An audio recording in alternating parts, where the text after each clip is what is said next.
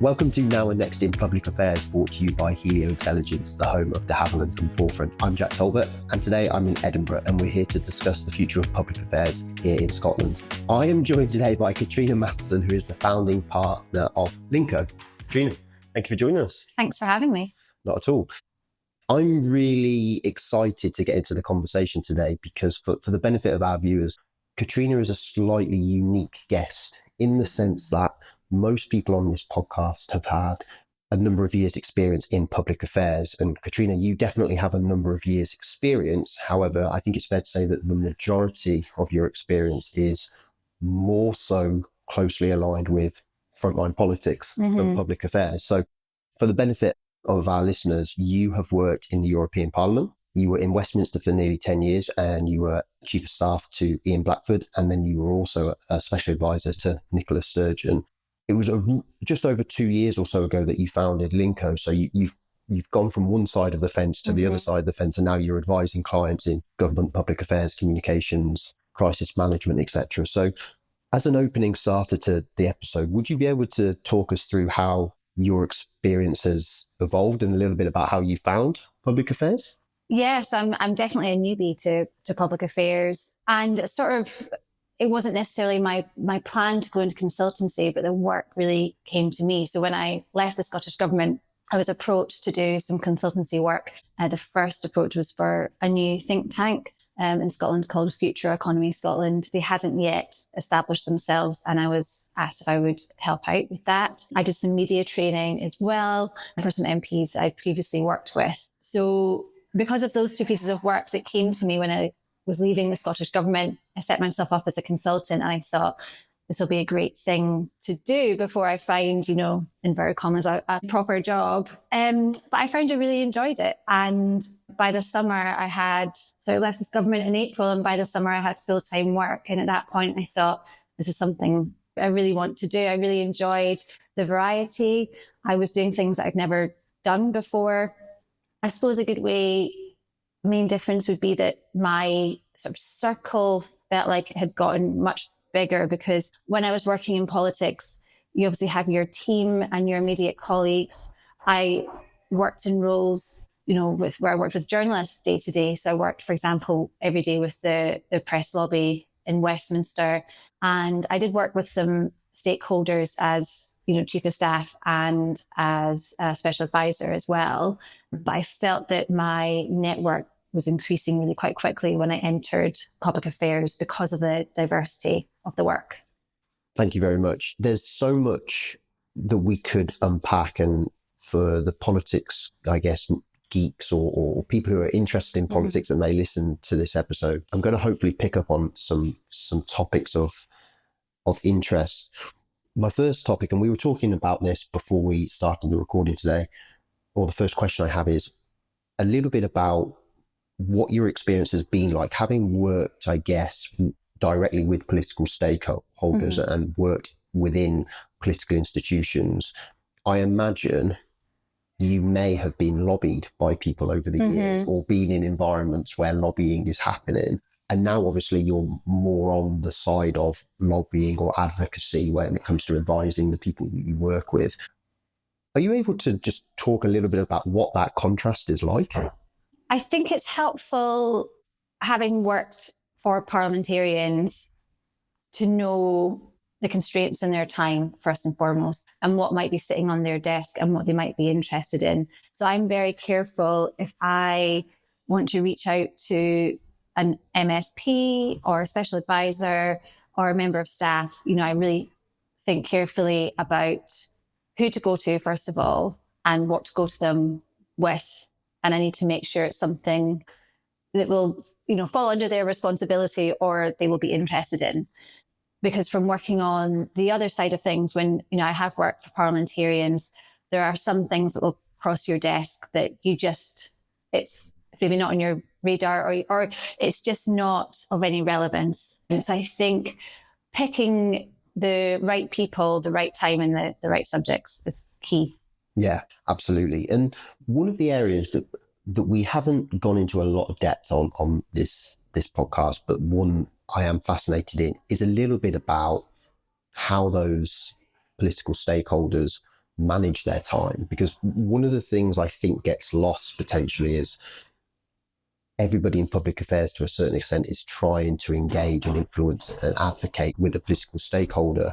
I don't think there's necessarily an open discussion about what that political stakeholder's day-to-day looks like. How much time do they actually have, given what I understand to be quite a limited and stretched resource in terms of support, team members, etc. So do you have a view at all on how political stakeholders kind of manage their time, and what are the constraints on them? Do you mean sort of people working in politics? So your MSPs, your special advisors, even your staffers. Yeah. What challenges are they working with day to day? So I think for most MSPs and their staff, one of the key tasks they face, usually on election or at the start of a new parliamentary term, is what are the key issues that they want to focus on? What are they going to be? And it will be a mix of local issues. They may have been given a role as a spokesperson, or even, as a different if they're a minister or a member of the cabinet.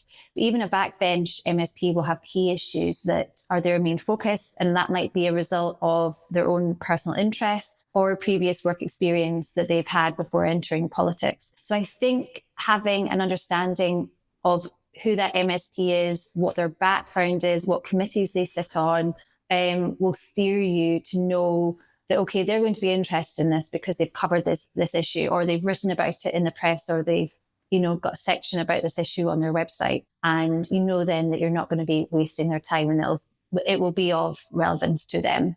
Yeah. One of the things you mentioned earlier about your switch to public affairs is that your network has increased. Mm-hmm. Are there any other noticeable benefits or things that you've really enjoyed in the 2 and a bit years since you've made the switch? I really enjoy the variety of the work and the clients that I work with. Linco, we have a diverse range of clients in the charitable sector, the private sector, and quite often you have to get into the nitty-gritty of a policy issue that maybe we haven't covered before. We also support clients with communications support as well, crisis management, media training for committee appearances. So it's really varied. So I really enjoy meeting lots of different people who have very diverse work experience themselves and working with them. I've really, really enjoyed that. I think I've also really enjoyed challenge of growing a business, because that's new to me as well. I hadn't worked in the private sector before, and now I am building a business, and that has been all very new and very exciting. And it's nice to do something completely different, and that feels completely different to what I've done before. Yeah, absolutely. The growing the business thing is maybe something we'll come back to if we have mm-hmm. time, but I think that's quite an exciting challenge for yourself, and, mm-hmm. and something that I'll definitely be asking you a few questions on, whether we get to it on this episode or offline, as it were.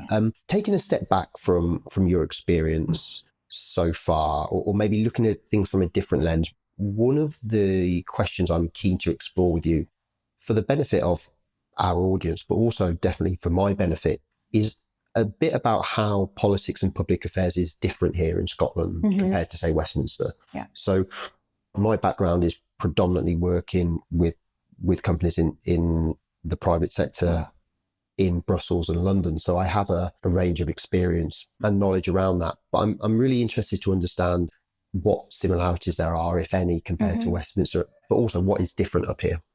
Well, first of all, to touch on the similarities, the way we engage with parliamentarians is quite similar in terms of, correspondence, events, spending time in Parliament. The main difference is that Scotland is a lot smaller.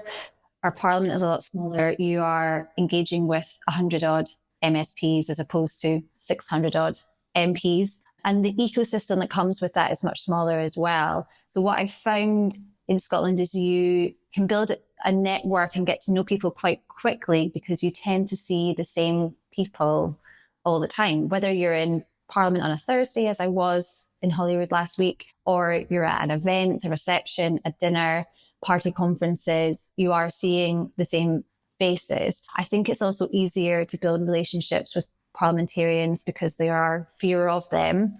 There's less anonymity, I think, if you're a parliamentarian in Scotland, as opposed to being in the House of Commons. I also think it's worth pointing out that, devolution in Scotland is just 25 years old, so it's younger.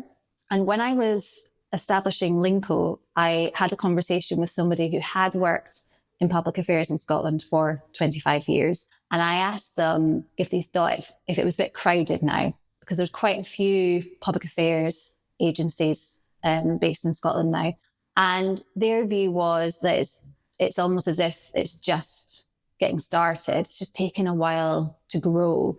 So I do have quite a few competitors, but they are also quite small. So, Linco is part of the Connect group.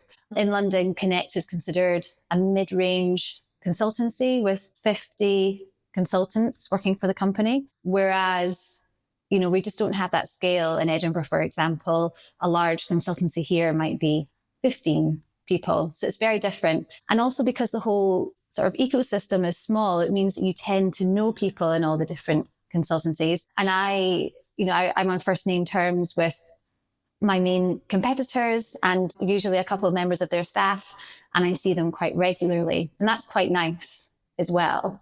So I would say it feels very collegiate. Yeah. Yeah. Let me just pick up on that before we go into some more stuff, if that's okay. I think it's really interesting the dynamics around consultancies and competition, because in layman's terms, I'd like to think that better competition means better outcomes for people, which in my idealistic romantic world means better for everybody, better for the economy, better for people. So I think it's really interesting. And the point around, I guess, the maturity of devolution in terms of the time, as you say, 25 years compared to hundreds of years in Westminster, it feels like there's going to be obvious differences there, but also some similarities, which I think you've pulled out quite well. Ultimately, people are people, and the ecosystem that we work in is pretty niche for us. We obviously like it because we're politics people, but it's some really, really interesting points there. So thank you for bringing them up. Are there any other bits at all that you'd like to comment? Another key difference between Westminster and Holyrood is, of course, the makeup of the Scottish Parliament, in that, we don't have two main parties that we're used to seeing in the House of Commons. So it does mean that you need to engage with all political parties in Holyrood, because if you have a minority government, then the balance of power can be held by a minority party. And I think that makes things interesting as well. Yeah, absolutely. We're going to get on to the elections next year a bit later on in the episode. Very, very good. Moving the conversation on, I want to talk a bit about technology and AI, if that's okay. So we ask all our guests on the podcast what impact that they think AI is going to have on public affairs. So I am going to ask you that question, but I'm also going to ask you another question, if that's okay. And then it's completely up to you in which kind of way you want to tackle them. But based on your experience of working within the political institutions, with political stakeholders, etc., do you also have a view on how politicians themselves, special advisors, the institutions are going to adapt AI? Okay. Shall I answer the first? Completely up to you. So in terms of public affairs, how we use AI is something that is, at Linco, we are actively considering. We're having these conversations now, and we will form a policy on how, as an organisation, we use it. I do think there are significant benefits in terms of how we run as an organisation and how efficient we can be and how we can deliver for our clients. So, for example, in public affairs, you're often dealing with consultations and reports, and whether you're looking at a parliamentary report or something that's come from an organisation, and being able to have a quick summary of a report rather than having to read it all would certainly be helpful. Also, when we have our databases of the MSPs that we are engaging with, or particularly MPs in Westminster, when you're dealing with a huge number of people, and even councillors who we engage with as well, using AI to store that information would certainly be useful. And of course, monitoring, which is already switched to using an AI service. I think that'll change the structure of workforces in public affairs agencies. I think that's happening already, and where we would traditionally see in most organizations, the pyramid structure of, a fewer people at the top in terms of levels of seniority. I think that will move more to sort of a diamond where you have fewer people at the bottom, a bigger middle management, and then fewer people at the top again. So I think it'll fundamentally restructure organizations, not just in public affairs, but in business more generally. And of course, that raises questions on how do you bring young people into the profession? Will there thereby be fewer opportunities? But I also think we need to be cautious as well. And as I say, at Linco, we're having these conversations because we want to make clear that our currency is our expertise, the experience we have and the insights and analysis that we can provide. AI can replace that. And that is what we sell. That is what we give to our clients. And if we were doing a research document for a client, that would be done by ourselves. AI couldn't replace that in terms of the nuance within the document. But as I say, we're working on it. Yeah.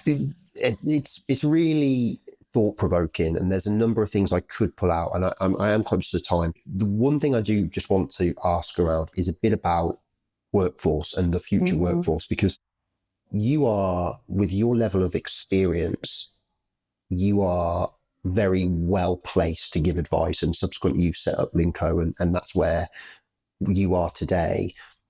And I agree with you. I think AI is going to have an impact on the structure of public affairs, but there definitely is a danger here around the next wave of talent in public affairs, definitely across the UK, but particularly here in Scotland.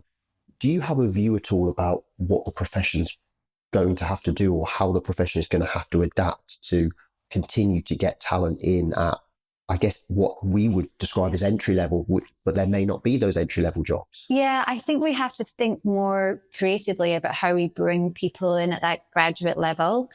And this actually ties into how AI can be used in political institutions as well, because when I started in Holyrood and then in Brussels and Westminster, actually, you start your day by looking at the order paper. In Westminster, I'd pick up a copy of Hansard and you'd go through it. And you'd also make a point of going through the newspapers. Obviously, that's done more so online now, or completely online. But I think those are still really valuable skills to have.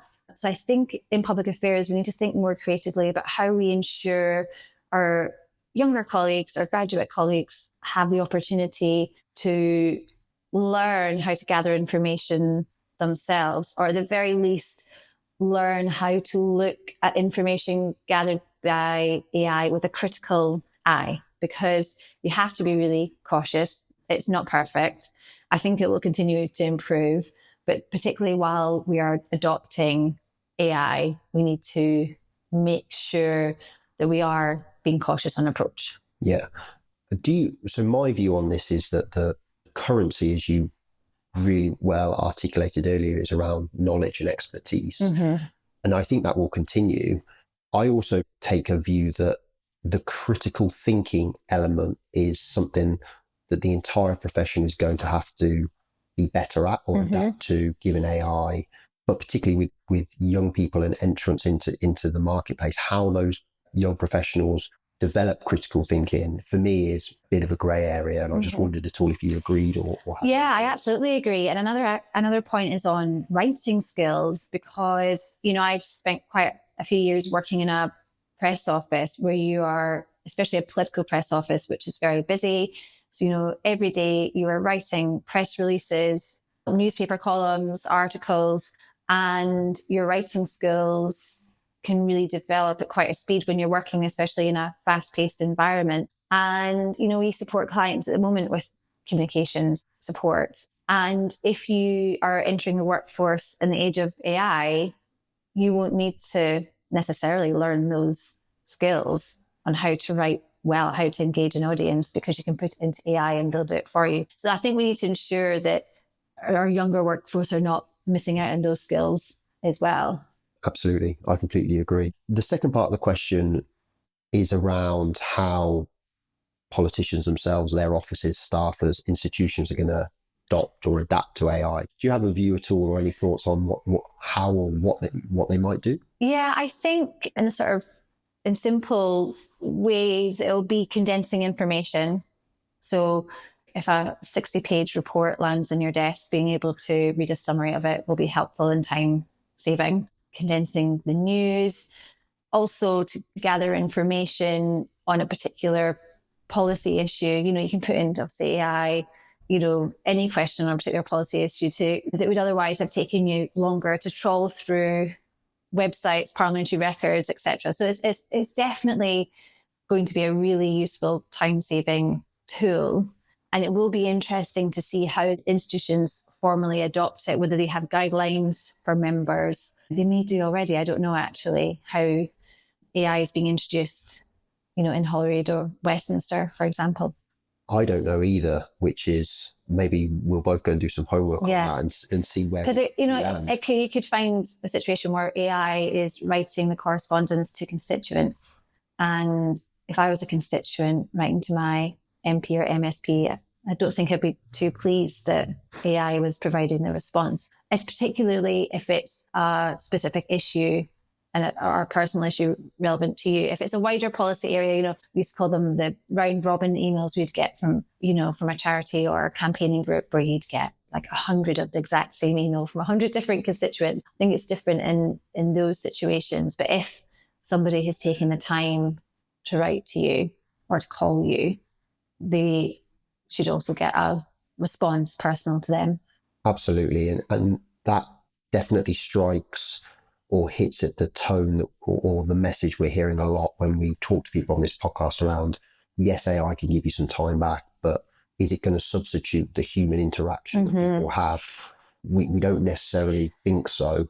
Yeah. And I think that's a really good example, because if you, on a constituency level, if you take the time to contact your representative about issues that are relevant to you and you get a response that maybe if you look at it through the right lens, you can tell it's from a machine, doesn't give a great impression. Yeah, absolutely. And it can't replace relationships either. You still need to have those relationships to be able to, I know it happens less now, but pick up the phone to people or send them a WhatsApp or have that face-to-face interaction to put forward an issue. But yeah, perhaps you could see it being rolled out for the wider campaign issues. Yeah. My final question on the AI element is, you've worked in your career with some pretty heavy hitters in terms of the SNP, Nicola Sturgeon, Ian Blackford. If we take maybe the theory of AI giving everybody a bit of time back, do you have a view at all as to how these frontline politicians would what would they do with the time they get back? How would they redistribute it?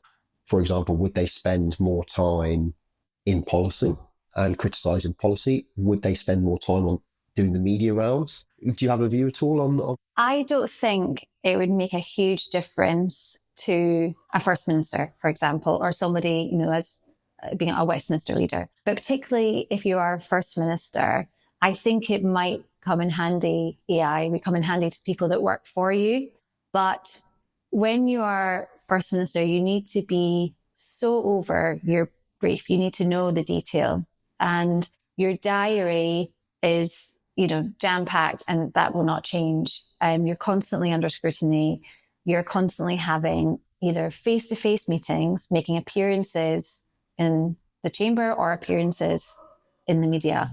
And AI can't replace any of that. So I don't think AI would make any significant change to the day-to-day life of a First Minister. I do think it can be used to help those who support them. So if you're in the office of the First Minister, you're going to be, in theory, quite happy about AI, because it's definitely going to give you some time back, yes, in theory. Yes. But if you are called into the First Minister's office, half an hour before FMQs and asked a question, you need to provide an answer. You can't say, let me go and check AI, see what AI says. So even at that level, I think if you're a senior aide, a senior official or a special advisor, you need to be across your work. And AI can support you and give you a bit of time back, but you still need to understand what you're working on, understand the nuance and know the detail. Yeah, the credibility is still credibility. Absolutely. Okay, I tend to agree. So that's maybe good for us. The next topic of conversation, and we might spend a bit of time on this, I want to talk about the elections next year. There's a couple of things I guess I'd be interested to hear your thoughts on. the elections next year are significant, and they're significant on a kind of domestic level here in Scotland, and will be in Wales. There's also a wider context here as to, let's just say, the status of the UK government. We're recording on the 11th of November, so there's a way to go. But the landscape for the UK government doesn't look too good at the moment, and we haven't even had the budget. So I'm very interested to hear your thoughts on how the election may or may not pan out, what we maybe could look to see, and what impact you think it might have on I guess where Keir Starmer's government is now. Well, I think you've hit the nail on the head by saying that the UK government isn't in a great place and we haven't even had the budget yet. And if we are to see an increase in taxes come the budget, which we know we are, then that's, catastrophic for the Labour government, who are already in a very difficult place. I was reading about Keir Starmer's ratings quite recently.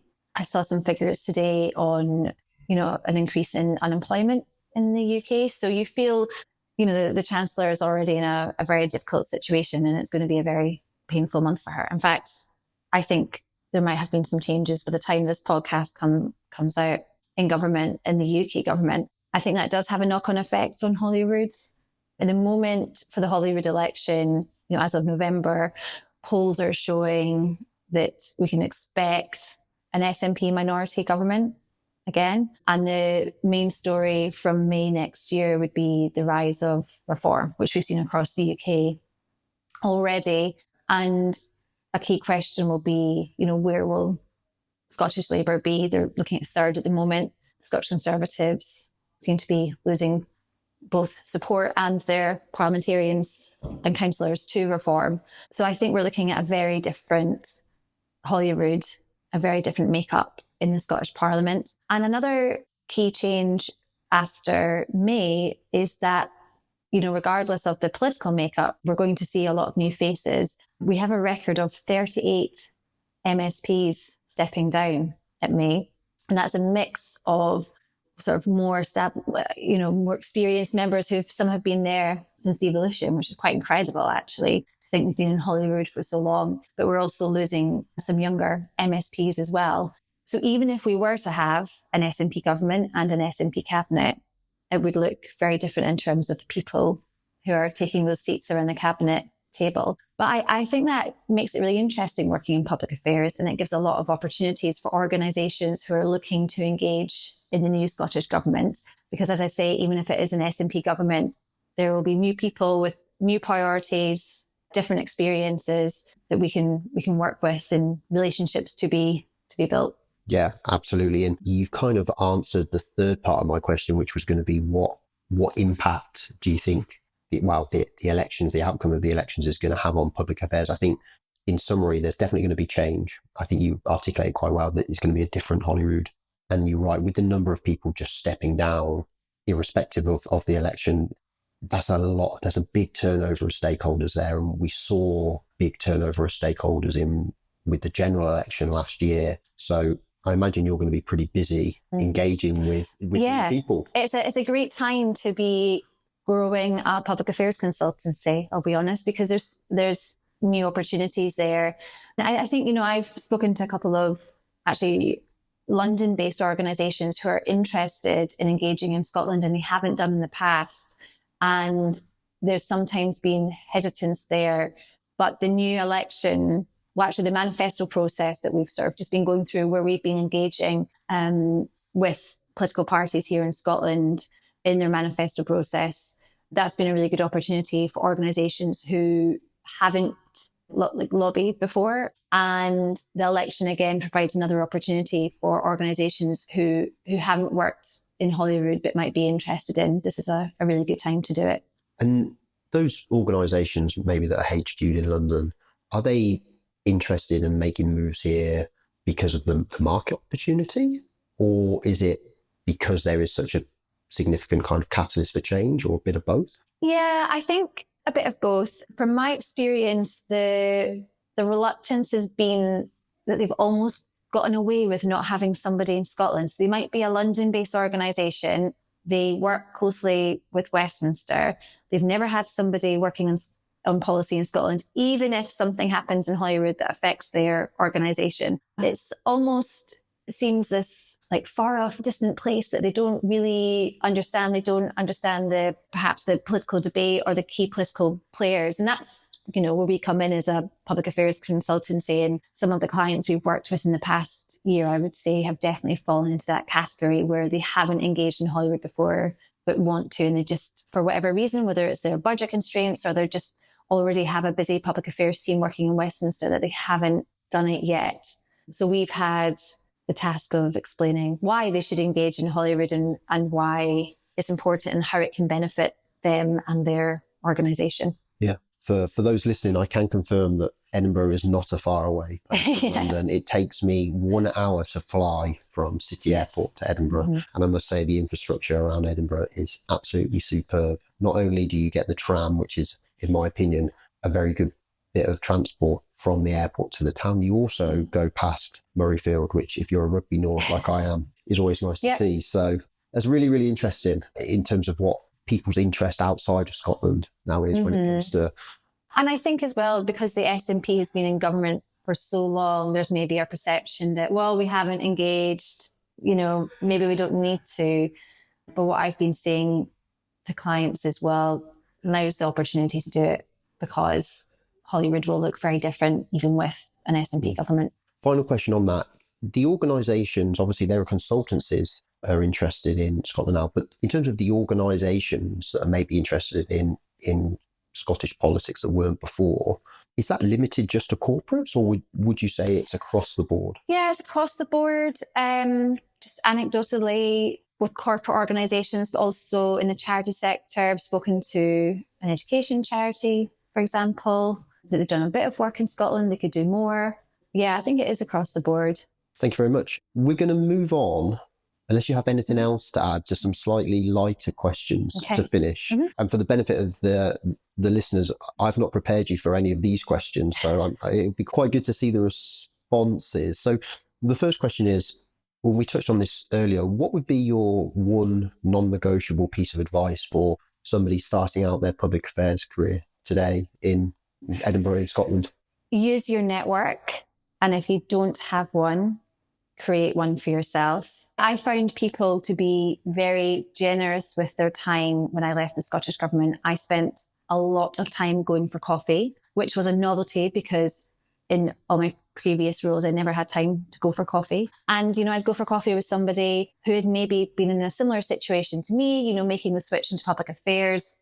And then they would say, oh, I must introduce you to so-and-so.